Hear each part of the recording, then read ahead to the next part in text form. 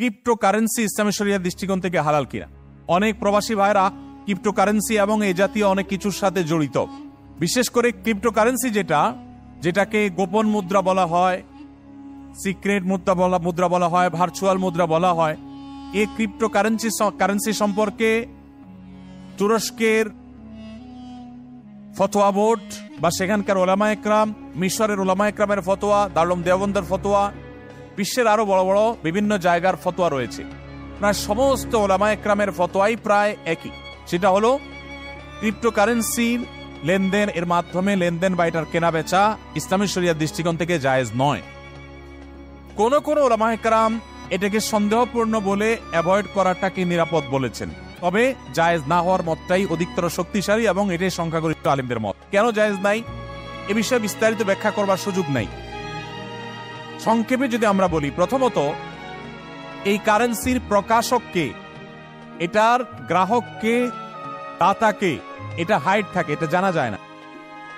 যে কোনো মুহূর্তে প্রতারণার বা যে কোনো মুহূর্তে ক্ষতিগ্রস্ত হওয়ার আশঙ্কা অনেক বেশি থাকে।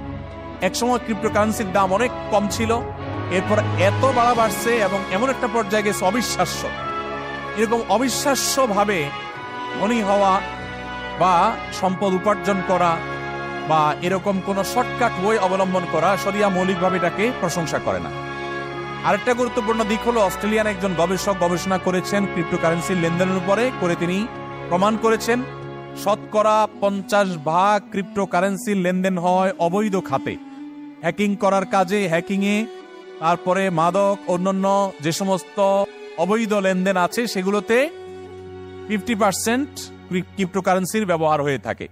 এত বিপুল পরিমাণ ব্যবহার অন্যায় অবৈধ কাজে হওয়া, এটাও একটা কারণ যে এটার লেনদেন, এটার কেনাবেচা হালাল না হওয়ার। এবং এর আরো অনেক কারণ আছে। আরেকটা বড় কারণ হলো যে এটার অন্তর্নিহিত কোনো মূল্য আসলে নেই। কাগজের নোট সেটার যেরকম একটা ভ্যালু আছে, এই ক্রিপ্টোকারেন্সির কোনো অন্তর্নিহিত ভ্যালু নাই। এটা হলো আমরা বিভিন্ন সুপার শপে যে কেনাকাটা করার পর পয়েন্টস যোগ হয়, এই পয়েন্টস গুলো একসাথ হয়, এটাকেই আপনার মনে করেন মুদ্রার রূপ ধারণ করা হলো, সেটাও ডিজিটাল বা সেটাও আপনার অনলাইনে।